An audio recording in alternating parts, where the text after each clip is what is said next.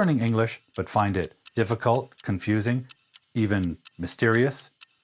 Are you an English teacher but find English grammar easier to use than to explain? Well, don't worry. On this show, I'll be your language detective. I'll answer your questions about the English language and help you solve these English mysteries. It's Hard-Boiled English Live.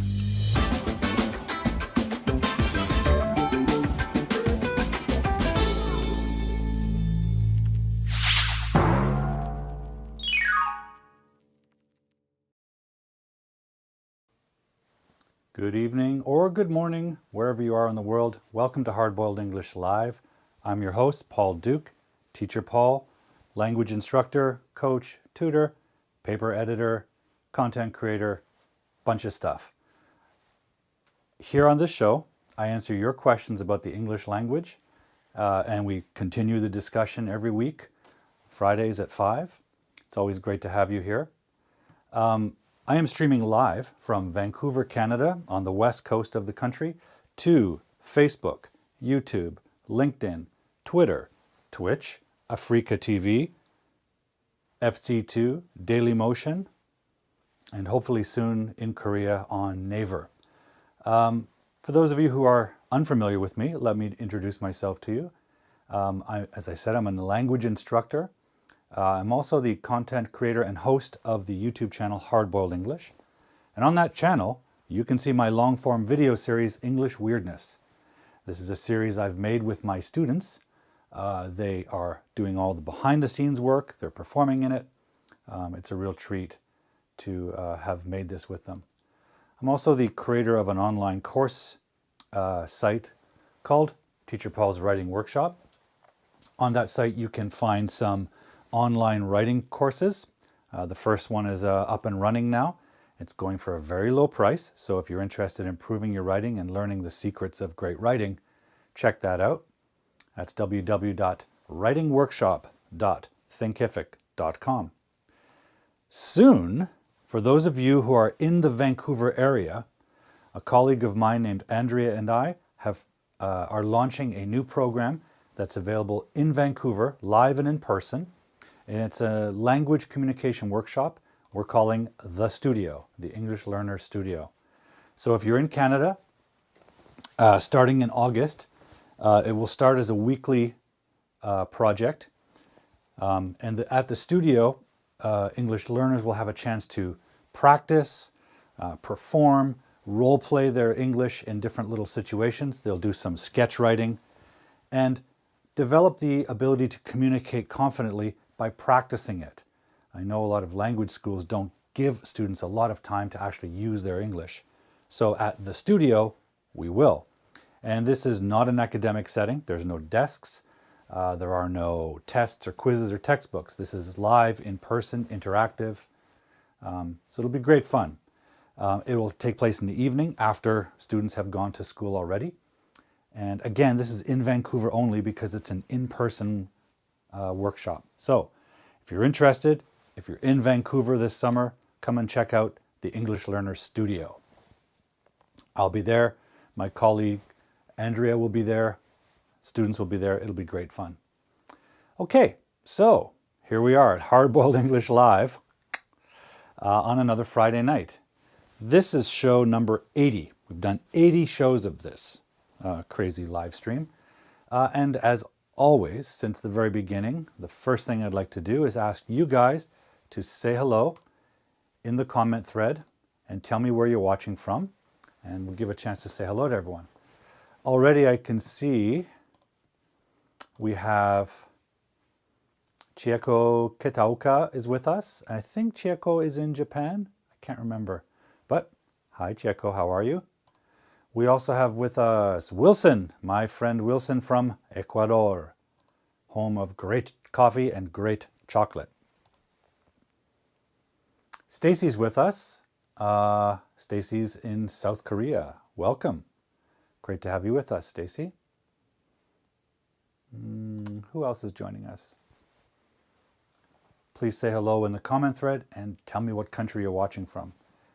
As you'll see, oh yes, of course, it's Saturday morning in Asia. I forget all the time. It's my evening, your morning. It's always great to see everyone around the world, what time they're watching this at. It's always quite incredible. Who else is with us? I can see we have a half dozen people, 6. That's great. Thank you for joining us. Can't thank you enough for joining us. It's always a pleasure to join you on a Friday evening. This is the last sort of educational thing I do all week. It's always a great finish to my week of working with students in private, preparing video content, and even studying. I do a little studying myself during the week, so it's always nice to finish the week with this show and say hello to everyone, meet new friends, and talk about the language that we're all trying to get better at. You know, that's something you may not realize, is that even though I'm a native speaker of English, I'm always trying to improve my knowledge of it and also my ability with it. I'm a writer as well, and I want to be able to write well, better all the time. So I'm always studying and trying to learn new things. One thing about a language is that you're never really finished learning it. There's no end to it. You can always get better. And that goes for native speakers, and it's also true of learners. So if you are a learner and you're struggling, don't worry, just keep going. There's always more to learn. So who else is with us? I see that we have 8 or 6 people on the stream, so please say hello in the comment thread and tell us what country you're watching from. Actually, guys, for the first time ever, tonight I'm streaming live on Telegram. I don't know if you use Telegram, but you can now find Hardboiled English live on Telegram. Still trying to figure out the best way to use Telegram. It's a bit unfamiliar for me. I'm not exactly sure, for example, how to get people to watch it on Telegram, but there we have it. Okay, so who's with us? Gosh, say hello, guys. Don't be shy. Don't be shy. I know you're out there. We'll get started in a moment with our first segment.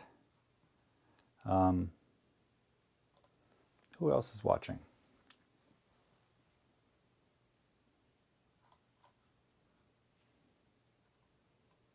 Well, let me ask you guys a question. Those of you who are watching, Chieko, Wilson, Stacy, how are you? How have you been? What are you working on lately? And what is your English mystery? I call them English mysteries. Some people call them doubts. Some people just call them questions. An English mystery is when there's something about English that confuses you, or that you don't understand, or you've heard contradictory information about. Or maybe you've heard a native speaker use a piece of language differently from what you were taught. So that's an English mystery, a question that I can help you understand better. So I'm going to do a vocabulary segment to start off with, and then I'll open up for questions. So start thinking about what your English mystery is. What do you want to know about English? Or what confuses you? That's what the show is all about. We're here to unconfuse you. So whatever it is that confuses you about English, this is a chance to figure it out and work on it. Stacy had a job interview. Wow. Well, I hope that went well. What kind of job was it? What kind of job or company did you have an interview with? I think I don't know you well enough, Stacy. I'm not sure what your profession is.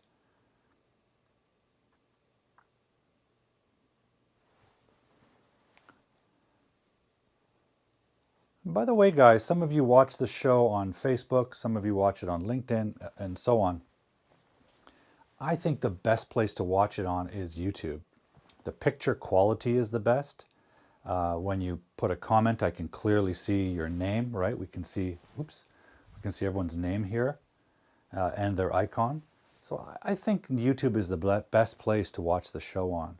Even though I'm streaming to YouTube, LinkedIn, Facebook, Telegram, Twitter, all these other places, I think it's best to watch the show on live on YouTube. It's interactive, the picture quality is high definition, and so on. Well, guys, I guess we should start our first segment, which is the vocabulary segment. Every week I like to introduce a new piece of vocabulary. And when I do that, I want you guys to try using it. It's a way for you to practice and get to know something new. And this season we're focusing on adverbs in a little segment I like to call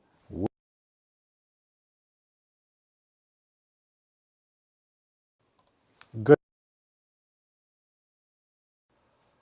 Goodly is not really a word, but a lot of learners get it confused because they know the word good, but they're not really familiar with how it works in a sentence and what position it takes.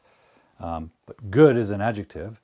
Goodly is like an adverb form of good, but it's not actually a word. So well is the adverb form of good. Something's good, or you do something in a good way, you do it well. Anyway, this segment is about teaching you guys new adverbs, and I like to generally try to introduce challenging adverbs. A lot of learners think adverbs all finish with ly. Adverbs are words that end with ly, and a large group of them are adverbs of manner, for example, adverbs that describe how an action happens. They often end with ly. But it's not true that all adverbs end with ly. They don't. I remember as a child in Canada learning from a teacher that adverbs end with ly. And I really believed that for a lot of years. It's not true. For example, yesterday. That's an adverb. It's an adverb that tells us when something happened. Tomorrow. That's an adverb. In the park. A prepositional phrase can describe where an action happened. I jogged. Where? In the park. So that prepositional phrase becomes an adverbial element. So not all adverbs end with ly. Anyway, today's adverb, the adverb I want to show you today is completely. And this is a simple one. It's a common one. We use this a lot. But I have a feeling it's overused. And a lot of people may not use it for its true meaning. Its true meaning is in every way possible, or as much as possible, to a high degree as possible. So when would you use that? Well, you would describe an action that you've done in every way, right? So for example, Stacy said that I had a job interview yesterday. So sometimes when we're looking for a job, we look all over the place. We look in every way possible. We try to get a job by applying online. We answer ads. We walk around looking at jobs. We try every method to find a job. So we could say, I've searched completely for a job, or I've searched for a job completely. As much as possible is another meaning, like you try something very, very hard. You try every effort. You make every effort. So you can say, I'm completely exhausted, right? I'm completely exhausted from doing something. Now here's another trick about adverbs. Yes, adverbs can modify verbs. In fact, that's their main job. But there is another job that adverbs do. Adverbs also modify or describe other adverbs and adjectives. For example, I just said one. Let me back it up here. I am completely exhausted. Exhausted means very tired, right? Extremely tired. Well, let me get rid of the graphic. Right? I am completely exhausted. So here we have our subject, our be verb. We have the adverb, and then we have an adjective, right? And completely intensifies the adjective. It makes it stronger. I'm not just exhausted, I'm completely exhausted in every way possible. I'm tired of thinking, I'm tired of standing, I'm tired of walking, whatever the case. You might watch a movie and say, it was completely amazing, right? Amazing is an adjective in this sentence, and completely makes amazing stronger. It was amazing in every way possible, right? It was amazing. So guys, I want you guys to try using the adverb completely in the chat box. Give me a sentence or two. Now this is the adverb modifying adjective structure. Let me try with a regular verb, no other adjective, something like she studied math completely, right?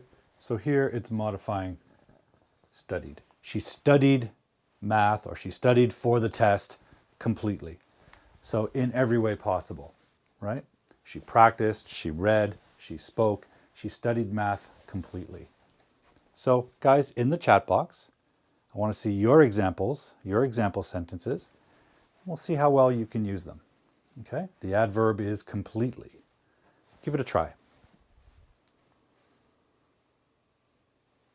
Let's see what you can come up with.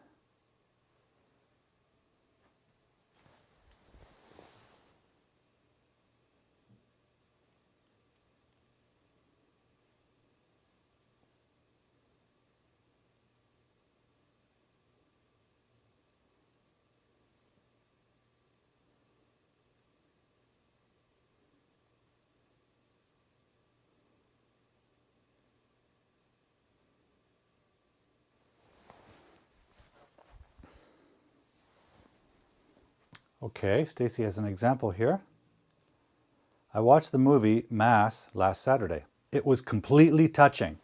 Great, so that's this kind of structure, right? Touching is the adjective, the participle adjective, the ing, and completely intensifies it. It wasn't just touching, it was completely touching, right? Really touching. Oh, we have Hannah with us. Welcome to the show again, Hannah. Nice to see you again. Hannah says, Ben ran out of money completely, right? Now, one tip I want to give you guys about using adverbs. They describe a certain verb, right? In this case, ran out, a phrasal verb, ran out of money completely. Now, some sentences have more than one verbs. And if we put the adverb at the end of the sentence, we might not know which verb it's describing, right? So my recommendation is to always move the adverb close to the verb, okay? Here we have one word, math, that's kind of interrupting that partnership. We have the verb, we have the adverb. There's one word in the middle. Sometimes there's many words that separate the verb and the adverb gets farther and farther away. And there might be other verbs in the middle. So that's when we have to get that adverb over there close to the verb. So in Hannah's case, she could almost say, Ben completely ran out of money. Now, adverbs can move, and this is fine, but if that sentence gets any longer, completely might get far away from the adverb, from the verb. So Hannah, I think it might be better to say, Ben completely ran out of money. So then you could add other things at the end, like, Ben completely ran out of money yesterday when we were at the mall, right? So that's one tricky part about adverbs I want you to focus on, guys, is where it is in the sentence. Nice to see you again, Hannah. Thank you very much for joining the show. Okay, Stacy says, we completely prepared for the college entrance exam. Good. And in this case, we have completely right in front of the verb. So that's a good position. Right in front of the verb. There's no doubt which verb it's modifying.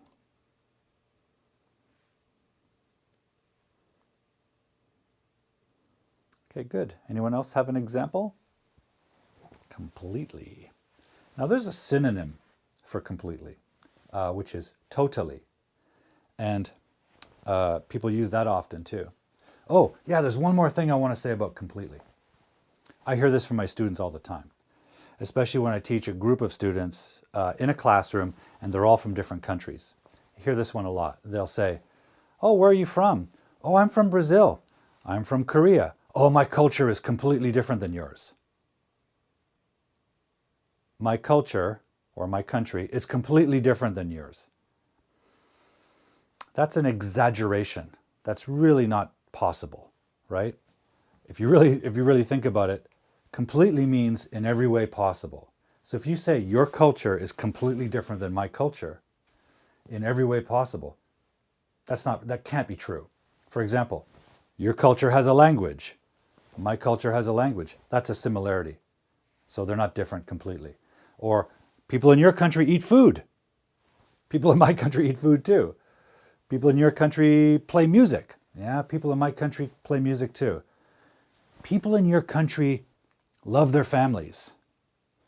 Guess what? People in every country love their families.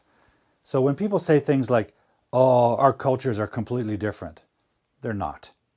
So I have a little bit of reservation or concern about using this word too loosely because we need it for this meaning, right? And if we just throw it around and say everything is completely different, what word do we use when we really mean it, right? Cultures, countries are not completely different.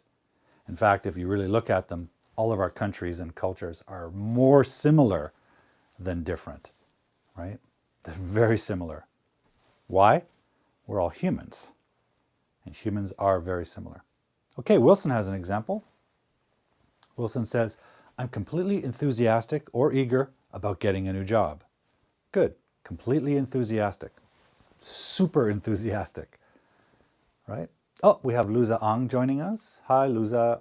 And Luza is in Colombia. I think so, right? Colombia. I love Colombia. In 2019, I went to Colombia to see an old friend of mine. He's a famous chef there now. His name is Harry Sasson.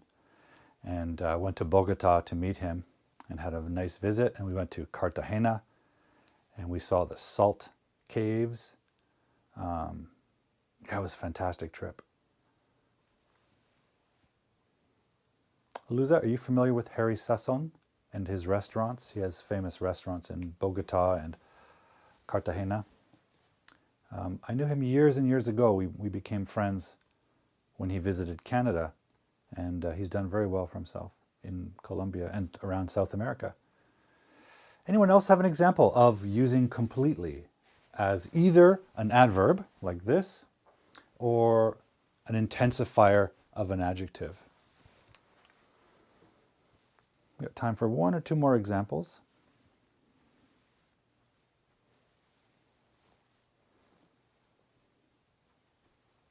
Anyone?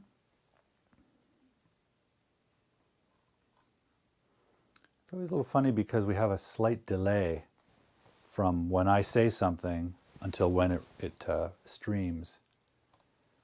So Luza says, sorry, don't know him. I lived away from, okay, yeah, Colombia, sure.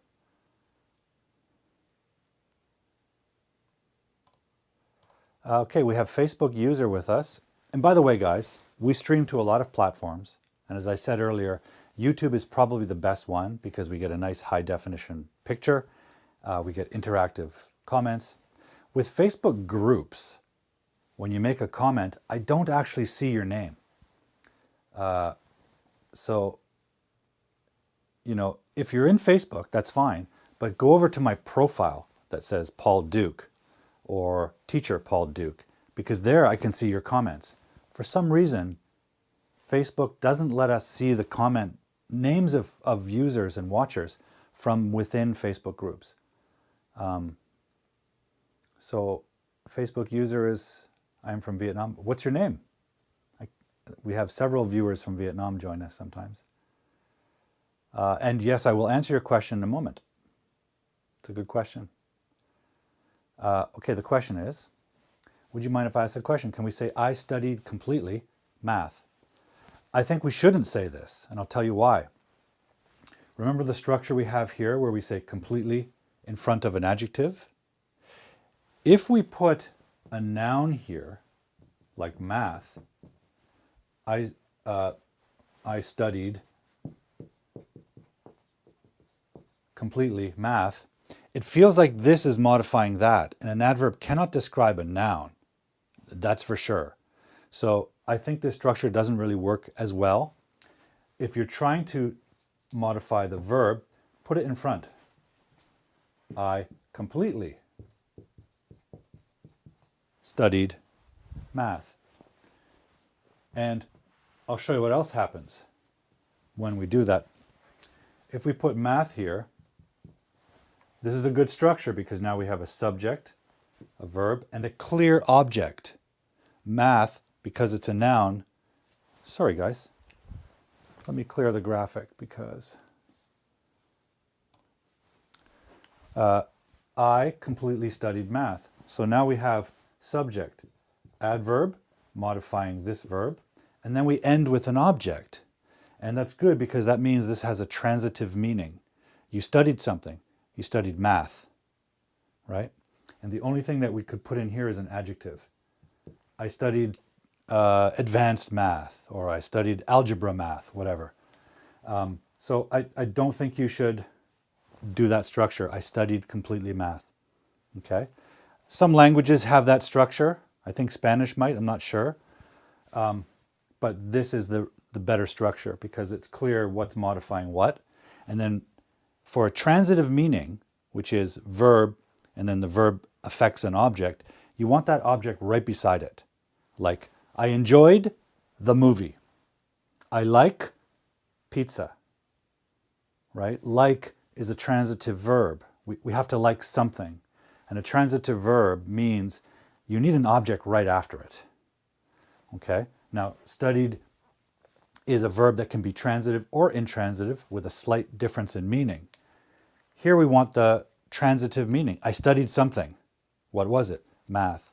So we want that right after the verb. We don't want to interrupt it with an adverb. Okay? So it's better to say, I completely studied math. Okay?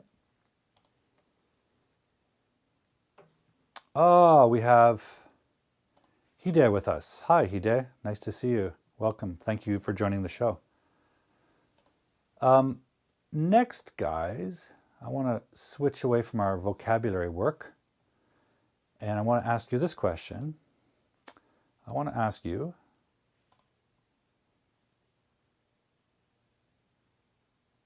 okay, we have one more example here. Let's check it out.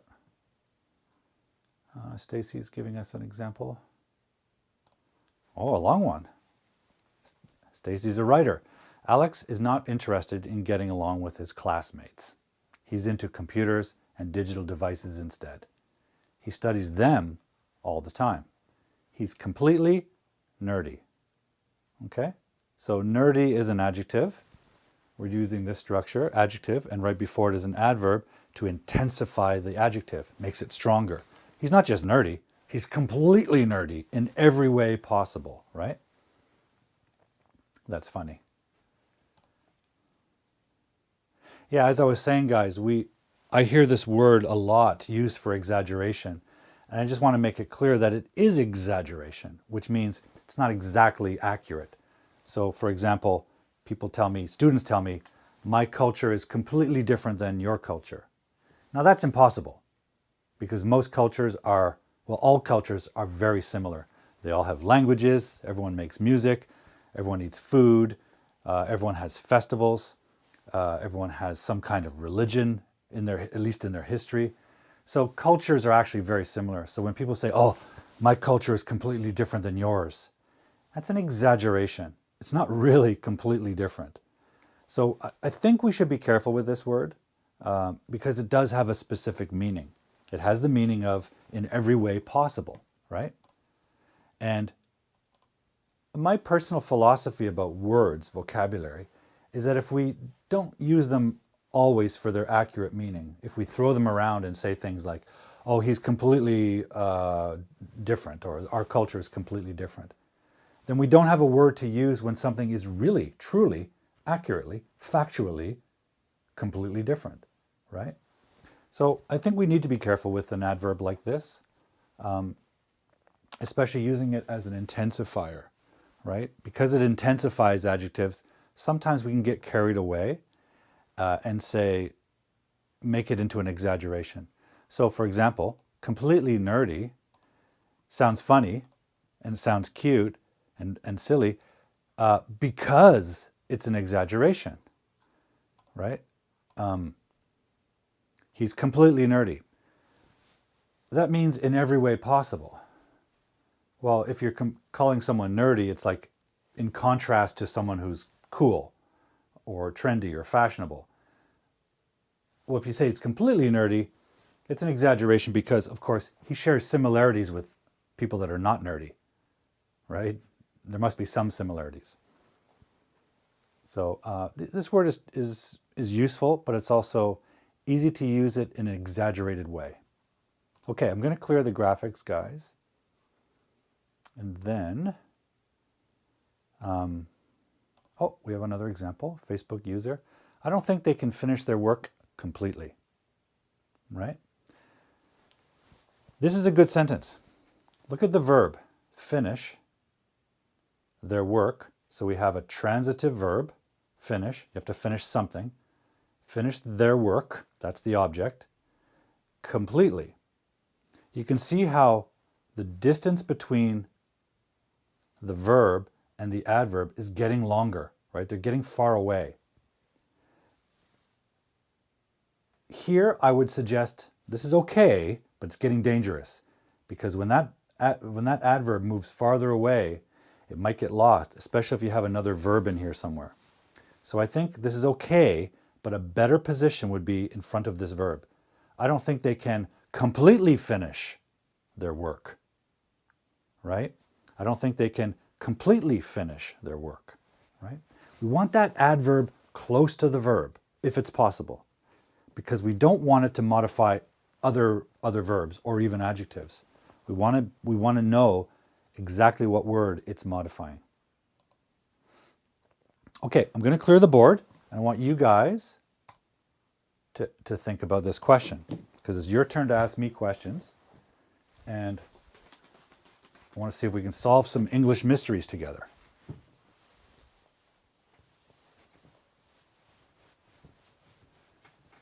So think about what part of English is confusing to you, what don't you understand, what you would like to understand better. And if you can't think of anything, I have a couple of questions that have been hanging around for a couple of shows that I can answer. But if you have questions, that's what we're here to do. So let me know what's on your mind.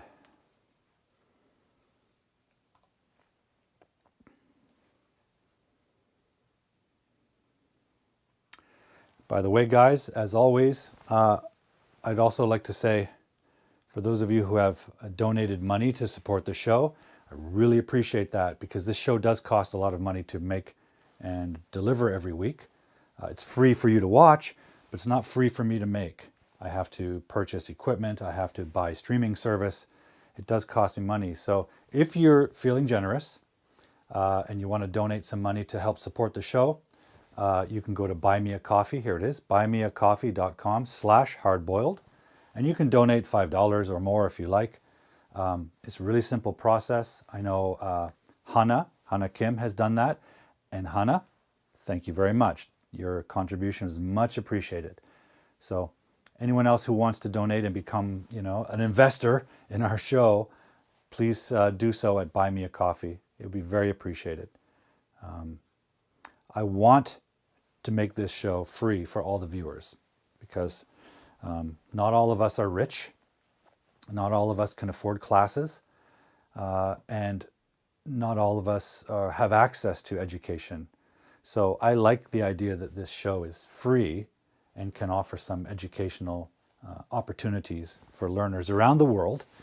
But in order to make it free, I have to spend money. And if that becomes an ongoing problem, I can't do the show. So donations are very welcome and very appreciated.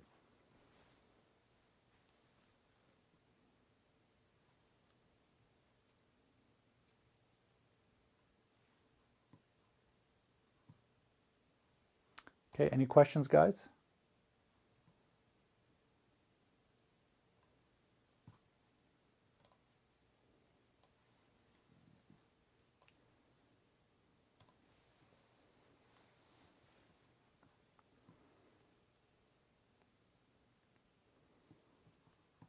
What is your question?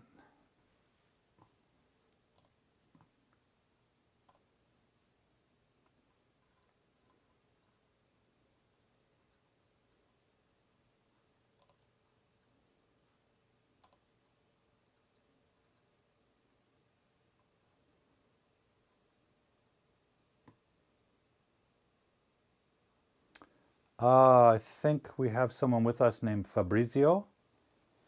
I'm looking at the Facebook group right now and I see Fabrizio with us, and I also see Nok with us. And I see Hide Matsushita. And Hide says, thank you for your answer. Thank you.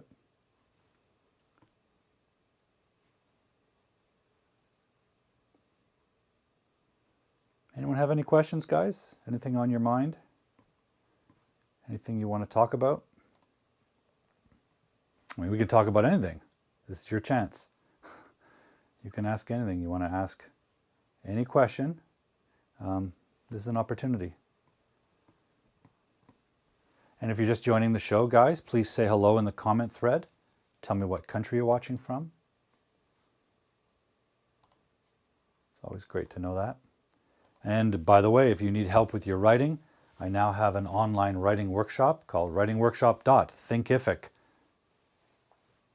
writingworkshop.thinkific.com. Check it out. The first course is up there now, and it's going for a very low price of $20. The prices will go up in the future, but for now they're quite reasonable, I'd say.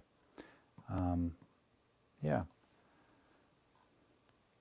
So guys, if you don't have any questions, I'm going to address one of the questions that was asked of me recently. So here it is. Someone asked me about these adverbs. There's two. One is very and one is so. Now they're both adverbs, so we should think about that. Let's say we have a sentence like this. The film was nice. Well, let's use a better adjective. The film was exciting. Okay? Went to a movie and say the film was exciting, right? Well, that's not a bad sentence. It's simple. We have a subject. We have a be verb. We have a participle adjective, right? And this is describing the film. With the be verb here, the copula connects an adjective, and that adjective is telling us information about the subject. So far, so good. But we can intensify this adjective, make it stronger or weaker, with an adverb, as we've just learned. So we can put an adverb in here. Let's make exciting more exciting. So we're going to put very. It was very exciting, right? So now the excitement level goes up. It's more intense. It's not just exciting. Yeah, the movie was exciting. The film was exciting. No, this film was very exciting. Very exciting. Maybe you've seen Top Gun recently. I haven't seen it, but I heard that film is very exciting. Okay? Now, it's also true that in common usage in English, even with native speakers, they'll say, so exciting. So exciting. Now, it's very common, so don't be afraid to use it. Lots of people say it. They'll say, the film was very exciting. The film was so exciting. Or when they're really passionate about something, might say, oh, the film was so exciting. Or the Justin Bieber concert was so awesome. Or I had a dinner last night at this new place. It was so amazing. Well, how amazing is so amazing? How exciting is so exciting? It's not really clear. We have a lot of other ways to use so, right? As a conjunction, for example, and other forms.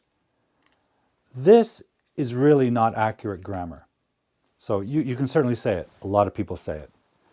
What it really means is, and what it comes from, is another structure like this. It was so exciting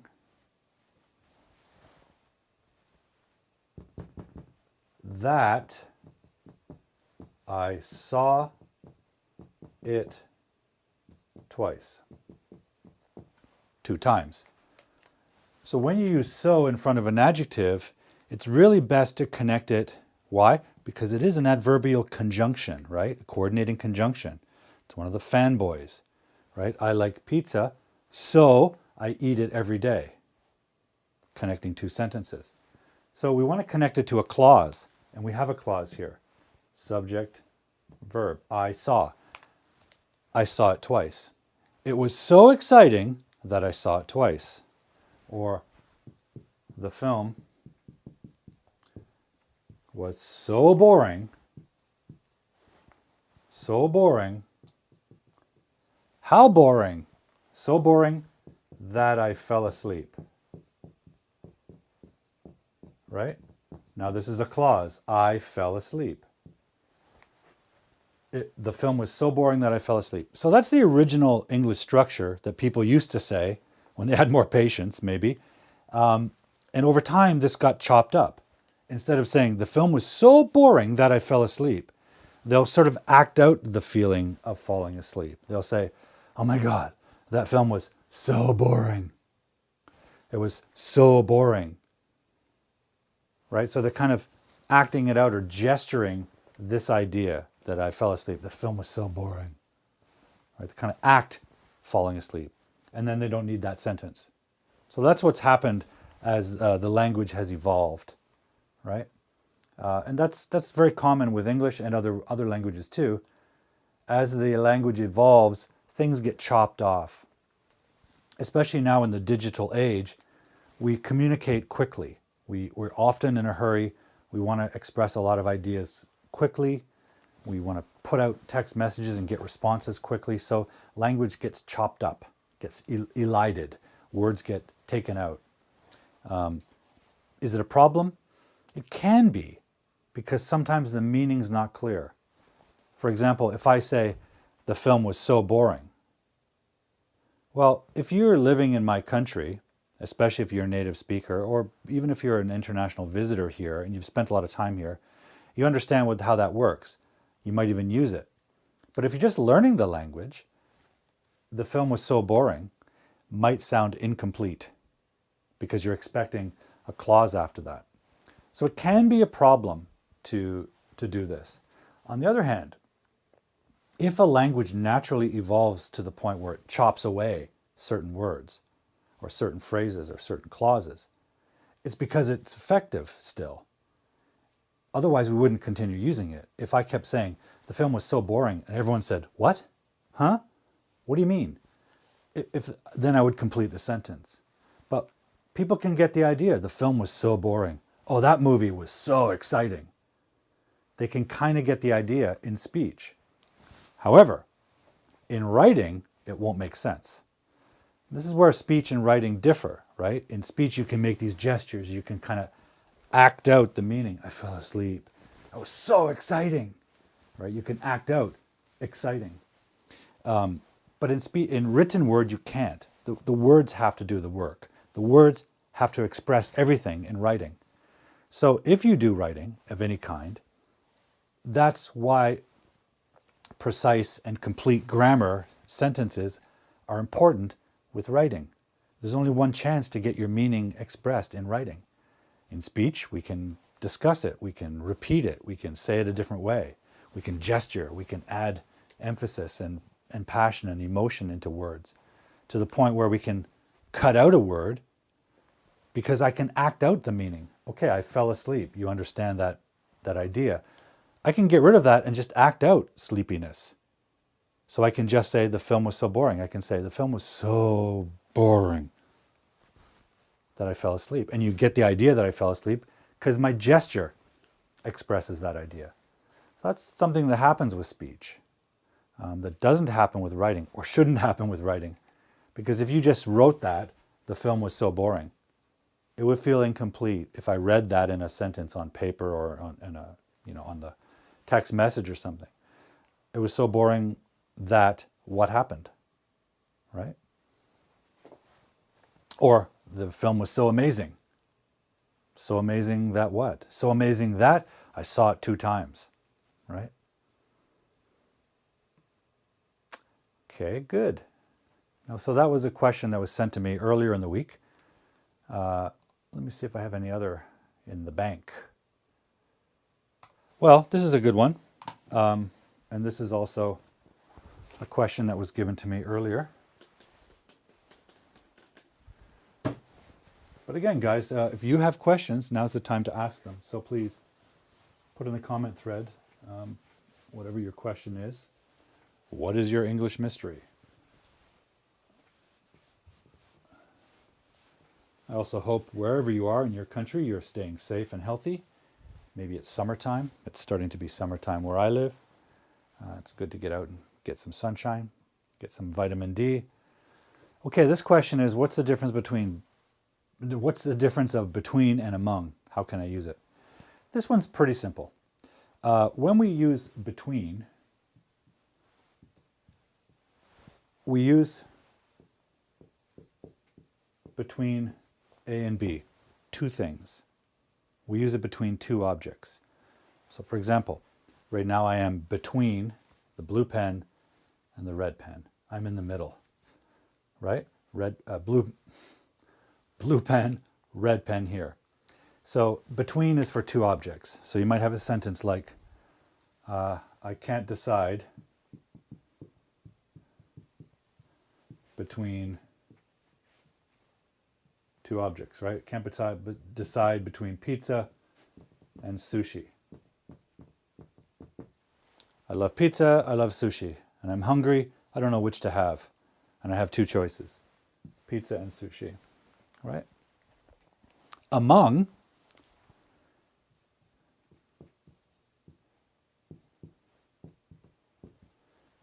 is used for more than 2 objects. So I can't decide among, what are we choosing from? Pizza. Actually, because we're making a choice out of a group, we should say, I can't decide from among. So use among for a group or a category. From among pizza, sushi, bulgogi, Korean barbecue, delicious. Love bulgogi. Okay, so now we have 3 objects. And you could have more. So I have a group of choices, and I can't decide one from among that group, right?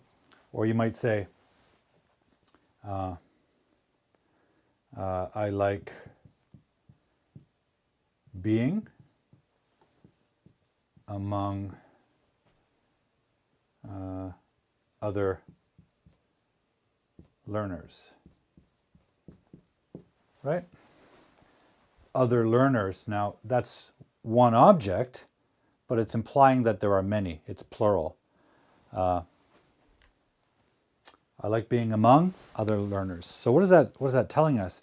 I like being among other learners. I don't like being alone. I like to be kind of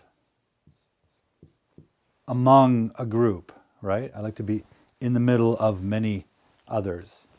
So that's among. Oh, we have something here. Stacy, thank you. Thank you for participating. Stacy says, the pizza of the restaurant is so good that I can the large one. Need a verb here.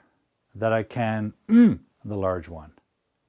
Can's not a verb, it's a modal to modify a verb. So right here we need a verb. The pizza of the restaurant is so good that I can eat the large one, right? You shouldn't because, you can gain weight if you eat too much pizza, but so delicious, so good that I can eat the large one. When I was a child, my friends and I used to go to a pizza restaurant and sit down and order pizza, and we'd stay there for hours. Sorry, we weren't children. We were, teenagers. We had some part-time jobs and made a bit of money. We would go to the pizza restaurant and order the largest pizza possible, eat that, and then order another one and eat that, and order another one. Sometimes we'd order several at a time, different flavors, and we would eat pizza after pizza until we were exploding. It was crazy.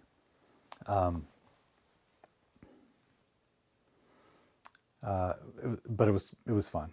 Good memories.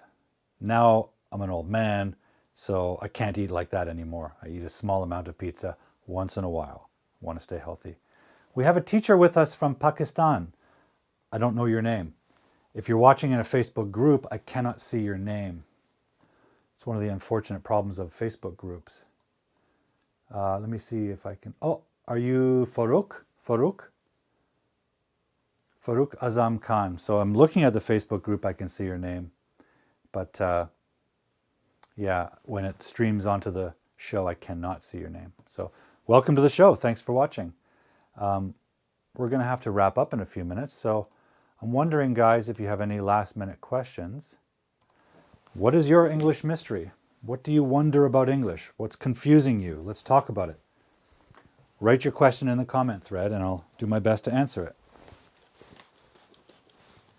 In the meantime, I'm going to wipe off the board. And by the way, if you're a teacher, this is the best whiteboard care product out there. It's called Expo Whiteboard Care. And down in the description should be a link if you want to buy it. It's pretty cheap, but it's great, and I'll show you why. Because, when you're in a busy class and you wipe the board, you want all the ink off it, but you need to write again soon. You do not want to wait for this thing to dry. And with Expo Whiteboard Care, almost immediately after, you can write clearly on the board. Right? Doesn't take time to dry. It's like very fast drying. So Expo Whiteboard Care, great product. They don't sponsor the show. Funny, I contacted them and asked them if they want to sponsor the show and help support it. But they don't do that. But I still use the product and I don't mind promoting it. And by the way, guys, as I mentioned, if you want to support the show with some money, a little bit of money, even $5 helps, go to buymeacoffee.com/hardboiled, because this show is free to you guys, but it costs me a lot of money to make this show every week. So a little bit of money helps if you're feeling generous. No obligation. I don't like asking for money, but if you feel generous. So, what is your English mystery? What's on your mind, guys? Yeah, so Stacy has the big question. This is the big question for all learners, right? How can I improve my English listening skills? There are two elements to this, okay? Listening is really two elements. One, vocabulary. You need to know the words that you hear, because if you don't know that word, you won't catch it. It'll just sound like a noise, right? For example, if I said, I'm feeling a little supercilious. If you don't know the word supercilious, you probably didn't even hear it. It just kind of sounds like a wall. When we listen, not hear, but when we listen, we're trying to catch words that we know. I've experienced this too, learning other languages. I'm trying to catch the words I know. And when I don't know them, I can't do anything with them. I can't grab it. So it floats by, right? So part of listening skill is learning vocabulary. Learn lots of words. Learn how they sound. There's lots of great digital tools now online where you can press a button and the recording will pronounce the word. But use the word in your own speech. Use it in your writing. Read so you can see the word and how it's spelled. Get these words into your vocabulary. There are a lot of words in the English vocabulary. There's a lot. There's millions. There are millions. So you're always learning new vocabulary. So learn the words. Learn the words so you can identify them. Because listening is a process of identifying the word. Identifying is a mental process. It's got nothing to do with your ears. Ears just bring sounds into your brain. Your brain has to identify that sound. If I just said, you probably don't know what that means because your brain has no memory of knowing that word. So studying the vocabulary, learning the words, using the words so that you get that into your brain. When your brain picks up that sound again through your ears, it will recognize it. And that's how you listen, right? Listening is active. It's a mental process. It's not just ears. Ears just bring in the sound. Your brain processes it and identifies familiar words. If you only know 5 words in English, like a baby does, then, like if a baby knows mama, dada, yummy, adjective yummy to describe food, hungry, and happy. 5 words baby learns, right? I don't know, I'm just choosing 5 words. If a baby only knows 5 words, when mother says, stop crying, the baby doesn't know what that sound means. They've never learned stop and they've never learned crying. So they don't understand the meaning. So they basically don't hear it. Their brain doesn't identify it. Okay, so you need to learn more than 5 words, guys. You need to learn lots. I've heard somewhere that there's basically 500 words in English that you really need to learn. There's a list somewhere. If you want, I can dig it up and make it available to you. So get in touch with me on social media and I'll get you that list of the 500 most useful and common words. However, shouldn't stop there. If you want really articulate English, English that can express a lot of different meanings, you need to build your vocabulary. The second thing is listen, meaning practice. Listen to English, right? Listen to English music. Watch movies. Speakers. Watch my show. Listen to me speak English. For 1 hour a week, you get an example of my English. Now, I'm a Canadian, so you don't get the British accent. You don't get the American accent. You get my flat, boring Canadian accent. But it's an example of English. And it will help you catch words because I'm sure I'm using words that you don't know.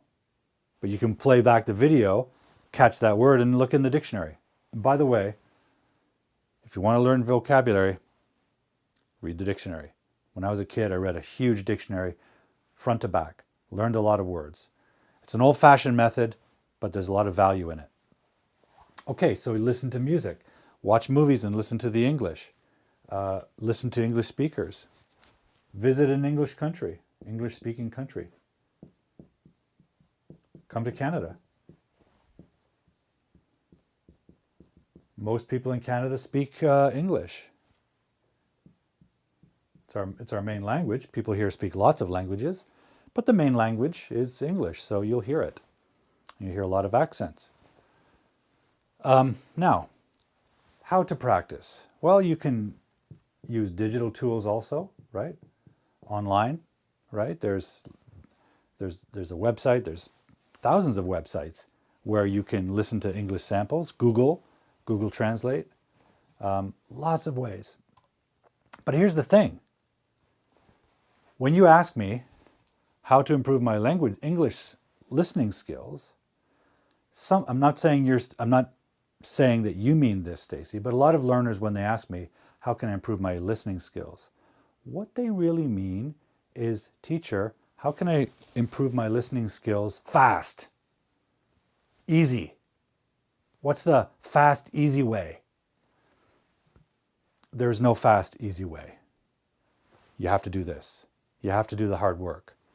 All right. My listening skills are excellent. Why? Because I'm 56 years old and I've been practicing for at least 50 years, right? That's a lot of work that I've done to become a good listener. I live in a country that's multicultural. People here from all over the world. a lot of different accents. I can understand them because I've practiced. So for you guys learning English, don't think for a second there's some magic easy formula for learning to listen better. There isn't. It takes time, it takes practice, and you have to do that, right? If you don't want to practice and you don't want to learn the words, forget it. Give up, because it won't happen, right? It can happen naturally. If you just move to Canada and listen to people talking English, yeah, you'll get better. Why? Because you're learning new words. You ask your friend, what does that mean? And you're practicing every day because English is what you hear. I think that's a great way to do it, because then you don't have to sit down at your desk and practice. You're practicing just by having a life. That is the best way to do it. But it is practice, right? And it takes time. There is no easy magic way. So Stacy, I'm not sure what country, you're in Korea? I know you're Korean, but you're in Korea, right? So you probably don't have a lot of opportunities in person to hear English, right? In Korea, people speak Korean most of the time. That's where I would use the digital tools. Use the internet. YouTube videos.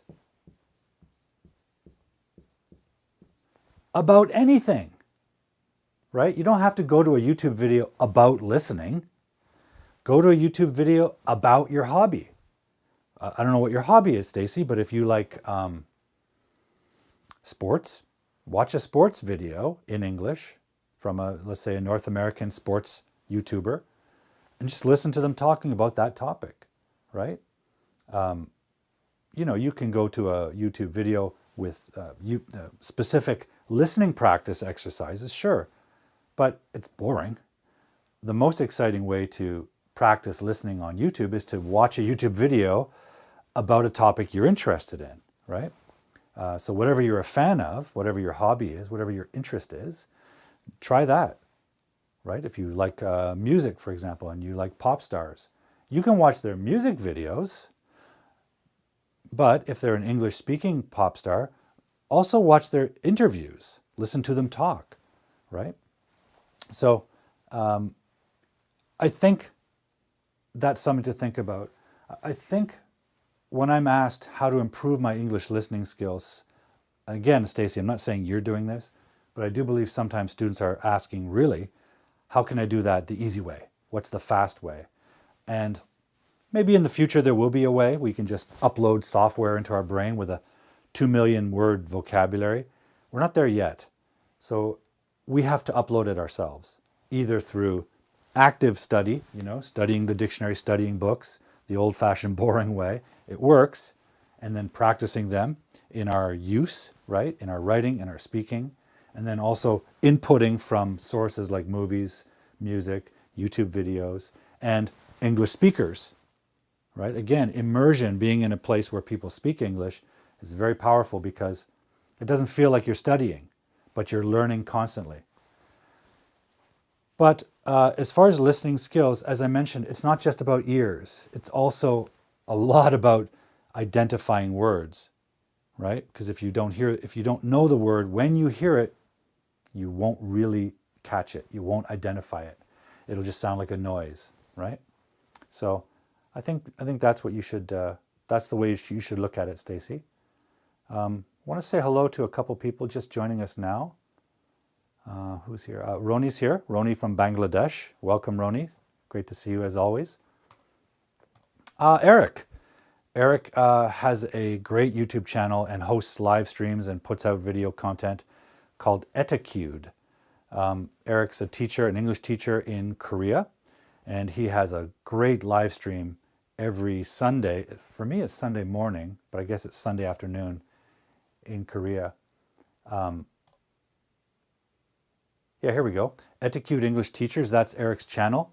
So guys, please check it out. It's fantastic. He puts out great content. And his live stream is great. He offers tips on teaching and has lots of teachers from around the world joining his live stream. And I try every week to tune in, even though it's quite early for me. I love watching his live stream, having my coffee, and learning new tips about the classroom. Great stuff. So, hi Eric, thank you for tuning in. And guys, check out Etiquette. This is the YouTube channel, Etiquette English Teachers. Check it out. Who else is joining us? I think I just missed someone. And again, guys, if you're watching on the Facebook group, I can't see your name. Facebook group, it's fine, but I think the best place to watch the live stream is YouTube. We get the high definition picture quality, and when you interact, I can see your name. Okay, well guys, just a reminder about my online writing workshop now available. First course is available, going for a very low price. So if you're interested in improving your writing or learning the secrets of great writing, check it out. It's writingworkshop.thinkific.com. And again, the first course is going for a very low price right now, and it will go up eventually. But right now, lessons are still being added to the course, so it's still kind of under construction, but you can access all the materials already. And if you're feeling generous, contributions to this show are welcome and appreciated because it does cost me money to produce this.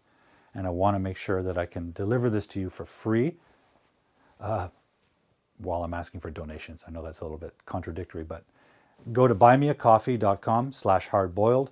You can donate a couple of dollars or more, whatever you feel comfortable with. No obligation. I'm just saying if you feel generous and you want to contribute to our show, it's an option. Don't forget also, guys, if you're in the Vancouver area, my colleague Andrea and I are hosting a brand new workshop series that will begin in August and hopefully become a permanent fixture in the local landscape. It's called the English Learners Studio. And this is a live, in-person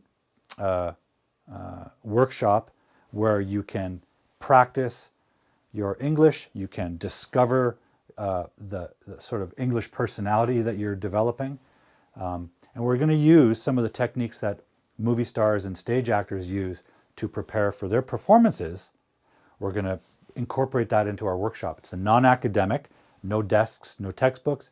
It's live, it's interactive, it's physical. It's like comedy improv in a way. We're using some of those techniques to get your voice clear and strong. So you'll learn breathing techniques of how to deliver your voice better, how to use body language and how to use gestures. And it will improve your confidence to a great deal. But it's in the Vancouver area. And that's the English Learner Studio. So stay tuned for details about that upcoming workshop. Oh, Eric's got a good tip here. On Facebook, viewers can enable live captions with me, that Facebook obviously generates captions for them to read as you speak. Oh, very nice. Is this a new feature, Eric? I had no idea. I had read today in some of the tech journals that Facebook is changing their algorithm to make it operate more like TikTok, which sounds encouraging. But guys, pay attention to that because that's very helpful, especially if you're an intermediate or below learner. So thank you, Eric. Great tip. Great insight. Farouk is joining us. Farouk from Pakistan. This is my YouTube channel and type from YouTube. Okay, great.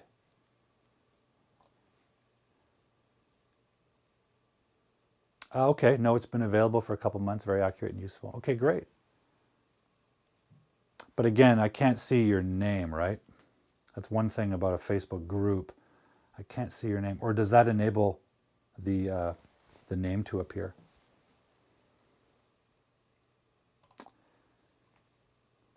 Okay, guys, I'm going to close the show.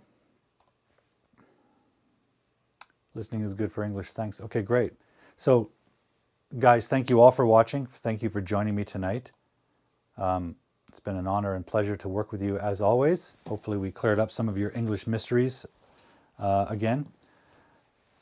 Hardboiled English Live is available every Friday evening at the same time, except twice a year in Canada we have to change our clocks and change our time by an hour. So I guess it's November we do, October, November, sometime we do that again. And then earlier in the spring, we do that again. So thank you for joining us. Throughout the summer, it will be 5 p.m. that we bring the show to you. 5 p.m. Pacific Daylight Time.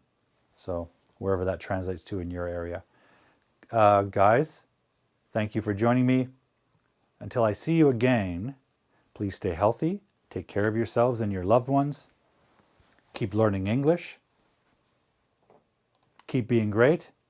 If you're a teacher or a student, keep working hard. We need each other. And until the next time I see you guys, stay cool. Learning English, but find it difficult, confusing, even mysterious.